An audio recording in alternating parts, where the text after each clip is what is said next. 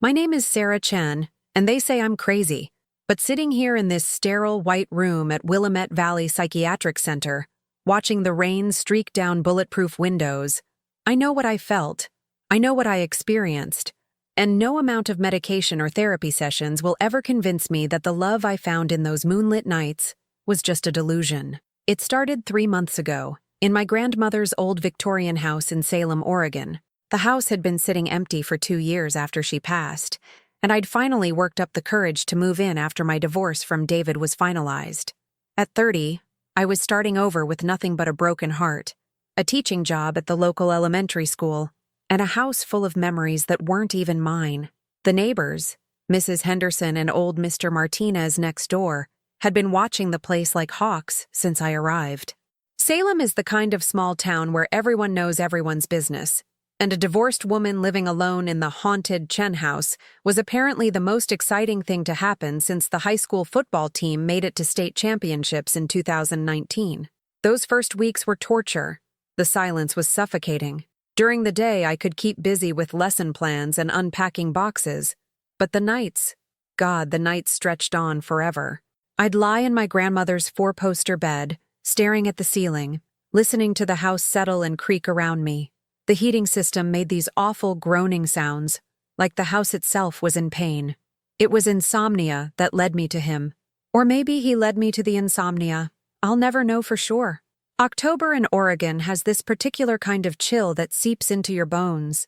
The maple trees in my backyard were dropping their leaves like golden tears, and the garden my grandmother had tended so carefully was slowly dying without her green thumb. I'd been lying awake for hours that Tuesday night, watching the shadows dance across the wallpaper in my bedroom. The antique clock on the mantel had just chimed midnight when I decided to make myself some chamomile tea. I pulled on my thick robe, the burgundy one David always said made me look like a librarian, and padded downstairs to the kitchen. The hardwood floors were cold under my bare feet, and every step seemed to echo in the emptiness. I was waiting for the water to boil when I saw him through the kitchen window. He was standing by my grandmother's rose bushes, completely still, like a statue carved from shadow and moonlight. My first instinct was to call 911. There was a stranger in my backyard at midnight. But something about the way he stood there, so perfectly motionless, made me pause with my phone halfway to my ear.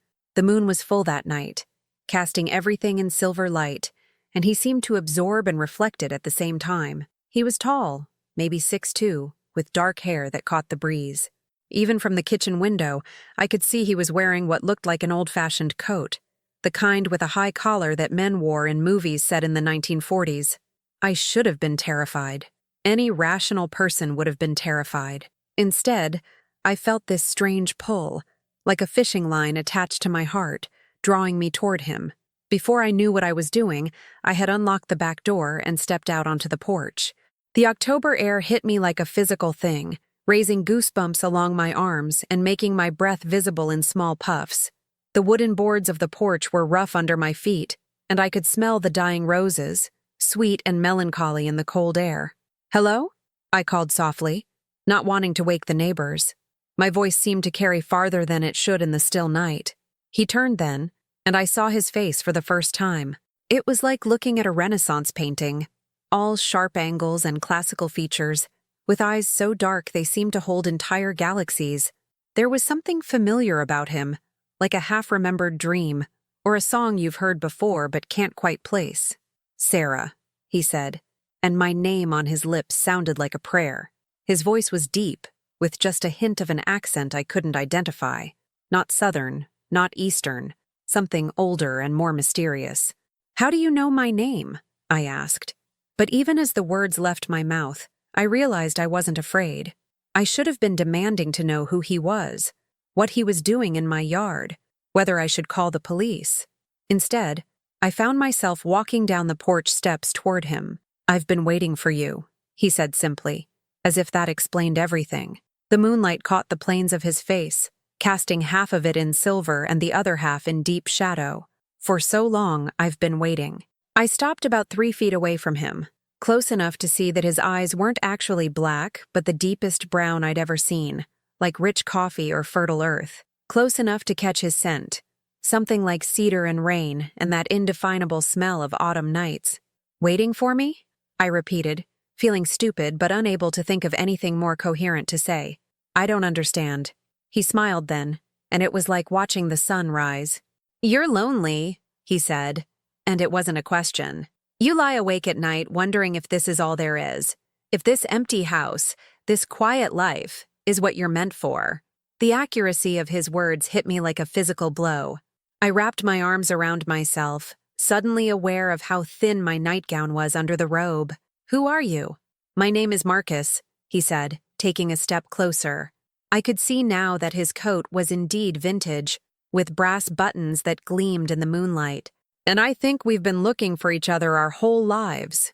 It was the kind of line that should have made me roll my eyes, should have sent me running back into the house to deadbolt the door and call the authorities. Instead, it resonated in my chest like a struck bell. True and clear and absolutely right. This is insane, I whispered, but I didn't move away from him. Is it? Marcus asked, his voice gentle. Or is it the first sane thing that's happened to you in years? We talked until dawn began to lighten the eastern sky. I don't remember sitting down, but somehow we ended up on my grandmother's old porch swing, the chains creaking gently as we rocked back and forth. Marcus told me about his love for old books and classical music, about his fascination with astronomy, and the way moonlight could make even the most ordinary things magical. I found myself sharing things I'd never told anyone, how my marriage had felt like wearing a costume that never quite fit, how teaching children was the only thing that made me feel truly alive, how sometimes I felt like I was disappearing piece by piece in the suburbs of my own life. You're not disappearing, Marcus said when I confessed this fear. His hand found mine on the swing between us, and his fingers were surprisingly warm despite the cold night. You're just finally becoming visible. When the first rays of sunlight crept over the neighbor's fence, Marcus stood up. I have to go, he said, and there was genuine regret in his voice. Will I see you again? The words tumbled out before I could stop them, needy and desperate in a way that made me cringe internally. Tomorrow night, he promised, leaning down to press a soft kiss to my forehead. His lips were warm and real and sent electricity shooting through my entire body. Same time. I watched him walk toward the back fence, expecting him to climb over it or push through the gate. Instead, he simply faded. Like morning mist touched by sunlight, he became translucent and then invisible, leaving nothing but the scent of cedar and the memory of his touch on my skin. I sat on that swing until my neighbor Mrs. Henderson came out to get her morning paper, giving me the same concerned look she'd been wearing since I moved in. I waved and went inside, telling myself it had been a dream, a stress-induced hallucination brought on by too much caffeine and too little sleep. But his scent lingered on my robe, and when I looked at the swing that evening, there were two distinct impressions in the old cushions where we had sat together through the night. I spent the entire next day in a strange state of anticipation, like a teenager waiting for prom night. My fourth-grade students noticed my distraction during our lesson on the solar system, and little Emma Watson asked if I was feeling sick because I kept staring out the classroom window. I'm fine, sweetie, I assured her, but I wasn't fine. I was counting hours, minutes, seconds until darkness fell, and I could find out if Marcus had been real or if I was losing my mind. That night, I didn't even pretend to try sleeping. At 11:30, I made tea and positioned myself at the kitchen window, watching the garden with the intensity of a hawk watching for mice. The moon was still nearly full, turning my grandmother's neglected roses into silver sculptures. At exactly midnight, he was there. This time, I didn't hesitate. I was out the door and across the yard before the back door had fully swung shut behind me. Marcus was waiting by the same rose bush, wearing the same mysterious smile that had haunted my dreams all day. You came back, I said, slightly breathless. I told you I would, he replied, opening his arms. I walked into his embrace without thinking, letting him hold me against his chest while the night wind whispered through the dying leaves above us. That second night, we talked about deeper things. Marcus spoke of loneliness that spanned decades, of watching the world change around him while he remained constant and apart. I told him about the years of pretending to be happy in a marriage that felt like a beautiful prison, about the relief and terror of finally being free. "Freedom is terrifying when you've forgotten how to use it," Marcus said, his fingers gently stroking my hair as we sat together on the swing. "Yes," I breathed, amazed that someone could understand so perfectly. Exactly. By the third night, I was in love. It was impossible, impractical, probably unhealthy, but it was real, more real than anything I'd ever felt. When Marcus looked at me, I felt like the most beautiful, most fascinating woman who had ever lived. When he spoke, his words seemed to reach directly into my soul and comfort wounds I didn't even know were there. We kissed that third night, standing among my grandmother's roses under the October moon. His lips were soft and warm and tasted like promises I was desperate to believe. When he held me, I felt like I was finally home after years of wandering in the wilderness. "I love you," I whispered against his neck, breathing in his scent of cedar and autumn rain.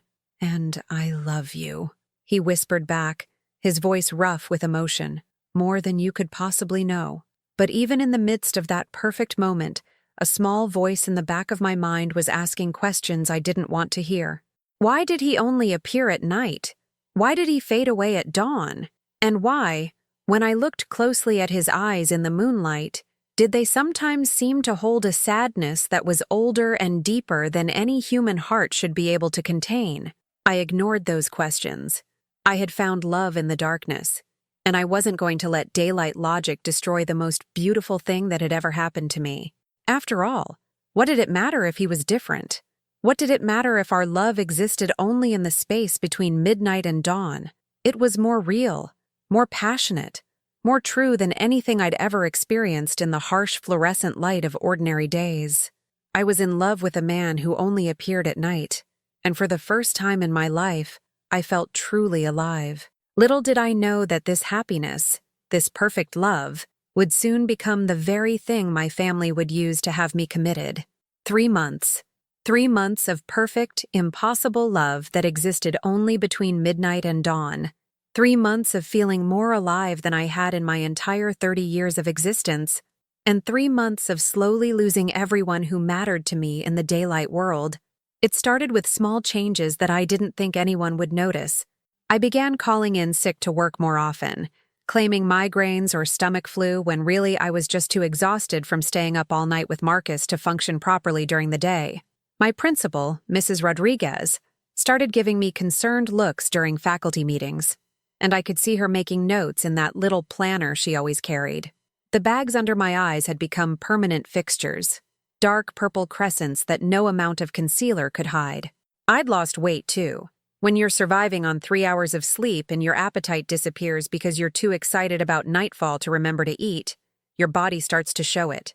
My clothes hung loose on my frame, and my sister Jessica noticed immediately when she video called me one Sunday afternoon. "Sarah, you look terrible," she said bluntly, her face filling the laptop screen from her perfectly decorated living room in Portland. Jessica had always been the successful one, the one who'd married her college sweetheart and had 2 beautiful children and a house in the suburbs with a white picket fence. She was everything I'd tried to be with David and failed. "Are you eating? Are you sleeping?" "I'm fine, Jess," I lied, adjusting the laptop angle so she couldn't see the worst of the shadows under my eyes. "Just adjusting to living alone, you know. That's what I'm worried about," she said, leaning closer to her camera. "Mom told me you haven't been returning her calls, and Mrs. Henderson called her yesterday. She said she's been seeing you wandering around your backyard in the middle of the night in your pajamas." My blood ran cold. Mrs. Henderson, the neighborhood watch captain, with her perpetually twitching curtains and her notebook where she recorded everything suspicious that happened on our street. Of course, she'd been watching. Of course, she'd called my mother. "I have insomnia," I said, which was technically true. "I go outside to get some fresh air. There's nothing wrong with that." "Sarah," Jessica's voice took on that gentle, condescending tone she'd perfected during her psychology degree. "I'm worried about you. We all are. Maybe you should talk to someone, a professional." "I don't need a therapist," I snapped, more harshly than I'd intended. "I need people to mind their own business." Jessica recoiled slightly, hurt flashing across her face. We'd never fought like this before. I'd always been the easy one, the accommodating sister who went along with family plans and never caused drama. I'm sorry, I said quickly. I didn't mean that. I'm just tired. But the damage was done. I could see it in her eyes. The same look Mrs. Rodriguez had been giving me. The same look I'd caught on my mother's face during our last brief phone conversation. It was the look people get when they're trying to figure out if you're falling apart. The truth was, I had never been more together in my life. My nights with Marcus were like living in a beautiful dream that I never wanted to wake up from. He would appear at exactly midnight, materializing from the shadows like he was made of moonlight and wishes. We would talk for hours, about books, about art, about the mysteries of the universe. He knew things that seemed impossible, could quote poetry in languages I didn't recognize, could name constellations, and tell me stories about them that weren't in any astronomy book I'd ever read. Tell me about your childhood, I asked him one night as we walked through my grandmother's garden, his arm around my waist, my head on his shoulder. Marcus was quiet for so long I thought he wasn't going to answer. When he finally spoke, his voice was distant, almost sad. I grew up in this house, he said, and I stopped walking so abruptly that he had to catch me to keep me from stumbling. This house? My grandmother's house? It wasn't your grandmother's then, Marcus said softly. It belonged to the Harrison family. Beautiful people. They had a daughter. He trailed off, staring up at the Victorians' gabled windows with an expression I couldn't read. When was this? I asked, though something deep in my stomach already knew I wouldn't like the answer. A long time ago, Marcus said, deflecting. Tell me about your teaching. I love hearing about your students. I let him change the subject, but his words echoed in my mind for days afterward. How could he have grown up in this house? The house had been in my grandmother's family for generations. She'd bought it from the estate sale when the last of the Harrison family died in the late 1980s. The late 1980s. I started researching, spending my lunch breaks at the school library, digging through old Salem Gazette archives and property records. What I found made my hands shake as I read the microfilm display. Local man dies in accident. October 31st, 1987. Marcus James Harrison, 28, died yesterday evening in a single-car accident on Highway 22. Harrison, a lifelong Salem resident and the last of the prominent Harrison family, was returning from Portland when his vehicle left the road during a rainstorm. He was pronounced dead at the scene.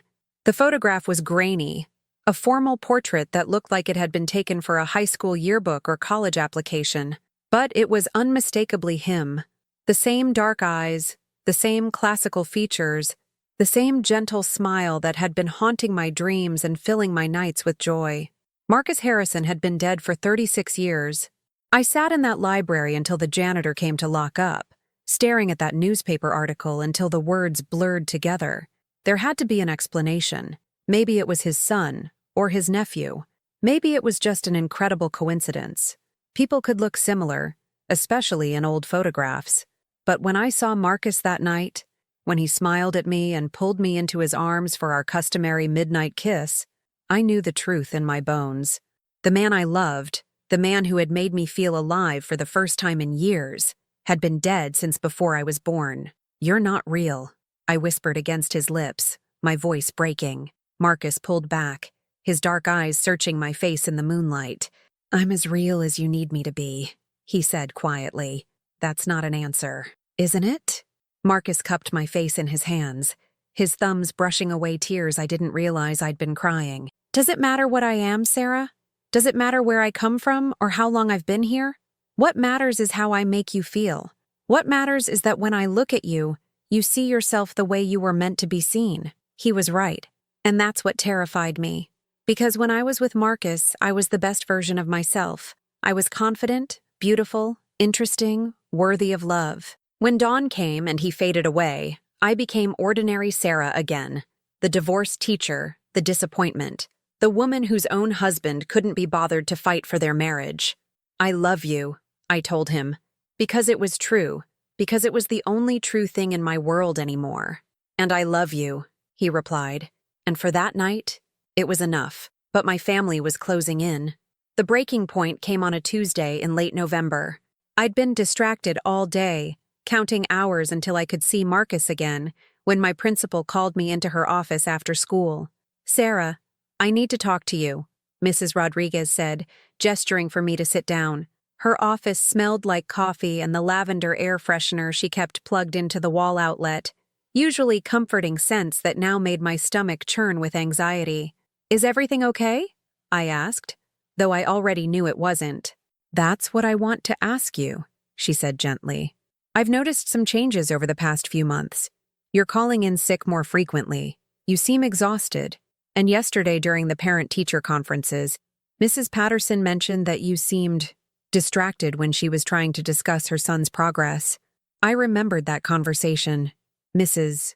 Patterson had been droning on about little Tommy's reading level, and all I could think about was whether Marcus would like the new perfume I'd bought, something with notes of jasmine and vanilla that I thought might complement the cedar scent that always surrounded him. "I've been having some personal issues," I said carefully, "but they're not affecting my teaching." Mrs. Rodriguez pulled out a manila folder and opened it on her desk. Inside were copies of my lesson plans from the past month, and I could see immediately what she was seeing: handwriting that grew increasingly erratic, assignments that made less and less sense, notes in the margins that had nothing to do with elementary education. The moon was full last night. I'd written next to a math worksheet. He told me about the constellations, how each star has a story. "Sarah," Mrs. Rodriguez said softly, "I think you need to take some time off, get some rest, maybe talk to someone. You're firing me." "I'm suggesting you take a leave of absence," she corrected. "With pay, with benefits, with the understanding that your job will be here when you're feeling better." I wanted to argue, to tell her that I was fine, that I'd never been better, but looking at those lesson plans, seeing my own deterioration written out in black and white, I couldn't find the words. That night, I told Marcus about losing my job. We were sitting on the porch swing, my head in his lap while he stroked my hair with fingers that felt completely solid and warm and real.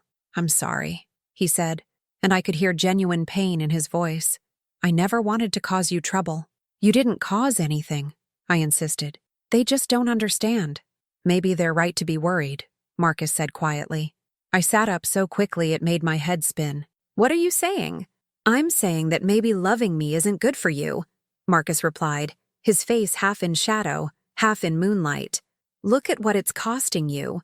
Your job, your family's trust, your health." "I don't care about any of that," I said fiercely. "I care about you. I care about us." Marcus smiled sadly and pulled me back into his arms. "I know," he whispered. "That's what scares me." 3 days later, my mother and Jessica arrived unannounced. I was in the kitchen making coffee at 11 in the morning, still in my pajamas because I had nowhere to be, when I heard the key turning in the front door. My grandmother had given my mother a spare key decades ago, and apparently she'd decided it was time to use it. "Sarah?" My mother's voice echoed through the house, followed by the sound of footsteps on the hardwood floors. I quickly ran my hands through my unwashed hair and tried to make myself look more presentable, but it was too late.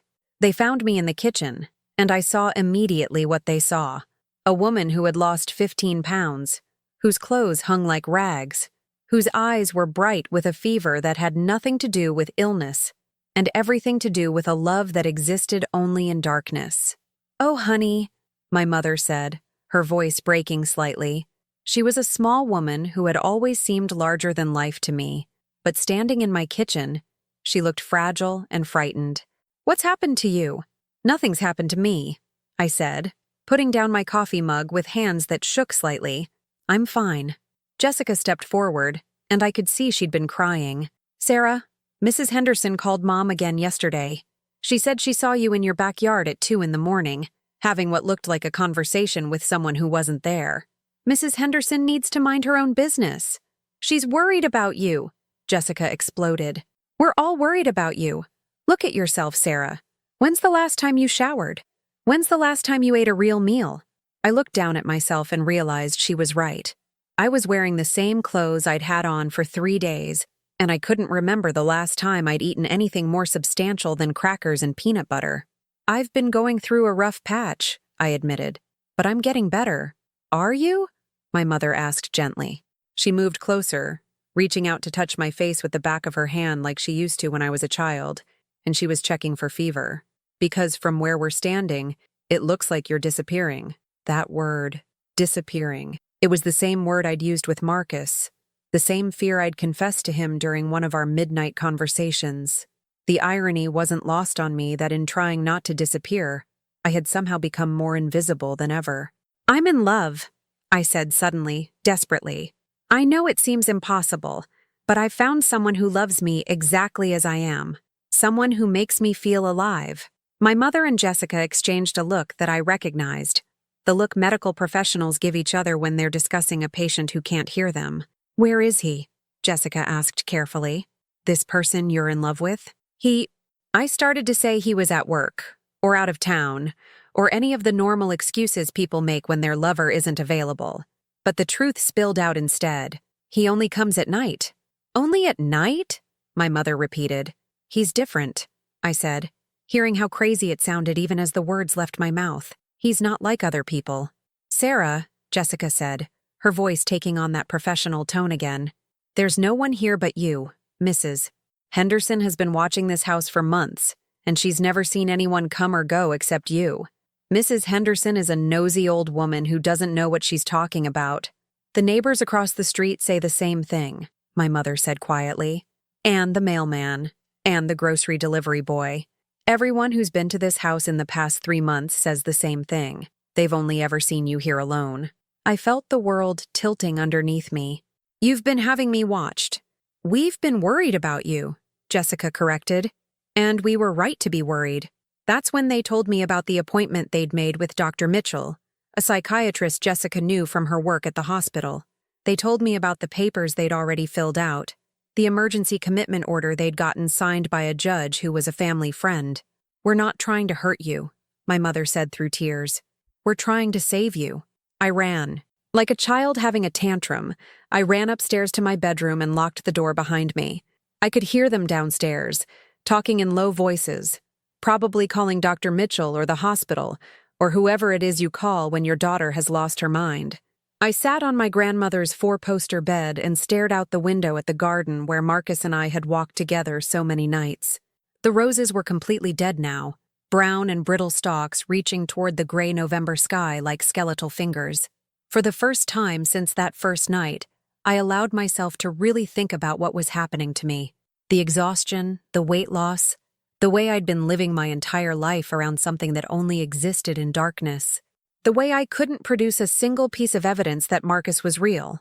No photographs, no gifts, no trace of his presence, except for the scent that lingered on my clothes, and the memories that felt more vivid than my waking life. But when night fell and I heard the gentle tap on my bedroom window, all my doubts disappeared. Marcus was floating outside my second-story window, his feet not touching the ground, his eyes glowing with that same gentle light that had drawn me to him from the beginning. "Let me in," he said, and his voice came through the glass as clearly as if there were nothing between us. I opened the window without hesitation, and he flowed into the room like smoke made solid. When he touched me, he felt as real as ever, warm and substantial and perfect. "They want to take me away," I told him, crying into his chest. "I know," Marcus said, holding me close. "I heard them talking." "Come with me," I begged. "If you're real, if this is real, then come with me. Show yourself to them. Prove that I'm not crazy." Marcus was quiet for a long moment, his hand stroking my hair in the gentle rhythm that always calmed me. "I can't," he said finally. "Why not?" "Because," Marcus said, his voice infinitely sad, "I'm not sure I'm real either." Before I could ask what he meant, there was a knock on my bedroom door. "Sarah?" My mother's voice was gentle but firm. "Dr. Mitchell is here. We need to talk." I looked at Marcus, and he was already starting to fade around the edges like he did every morning when dawn approached. "Don't leave me," I whispered. "I'll find you," he promised, becoming more transparent with each word. "No matter where they take you, I'll find you." And then he was gone, leaving nothing but the scent of cedar and the echo of a promise I wasn't sure he could keep. I opened the bedroom door to find my family standing in the hallway, with a kind-looking man in his 50s wearing a rumpled tweed jacket. "Hello, Sarah," Dr. Mitchell said gently. "Your family is worried about you. Will you talk with me?" I looked at my mother's tear-stained face, at Jessica's expression of desperate hope, at the stranger who held the power to lock me away from the only love I'd ever known. "Do I have a choice?" I asked. Dr. Mitchell's smile was infinitely compassionate. "There are always choices," he said. "Let's talk about what yours are." 2 hours later, I was in the back of Jessica's car, my hastily packed suitcase in the trunk, watching my grandmother's house disappear in the rearview mirror as we drove toward Willamette Valley Psychiatric Center.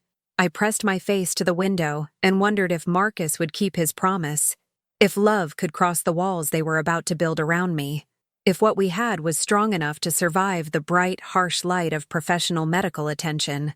As the hospital came into view, a sprawling complex of modern buildings that looked nothing like the Gothic asylum of my nightmares, I closed my eyes and held onto the memory of Marcus's final words. "I'll find you." I had to believe that was true, because it was all I had left. 2 weeks in Willamette Valley Psychiatric Center. No shadows for Marcus to hide in, until a power outage plunged the ward into darkness. "I told you I would find you," he whispered, appearing beside my bed. "Marcus Harrison, you died in 1987, I said, touching his face. He nodded sadly. "I remember now, but I dreamed of you before you were born. A lonely woman who would need love. In the hospital library, I found the truth. Harrison women throughout generations, all committed for supernatural encounters, all for loving the same ghost. My family planned my new life, Portland apartment, teaching job, selling grandmother's house. That night in the chapel, I made my choice. I'm not going with them, I told Marcus. Choosing me means living in darkness, being called crazy forever. Without you, I'm not really living anyway. They increased my medication after finding me talking to empty air. But when released, I kept grandmother's house key. Every night I drive from Portland to Salem, unlock the door, wait in the garden. At midnight, Marcus comes. They say I'm crazy. They're wrong. My name is Sarah Chen. I fell in love with a man who only appears at night. They tried to cure me. They failed. Some love is stronger than sanity. Everyone needs something to live for, even if it only exists in the dark.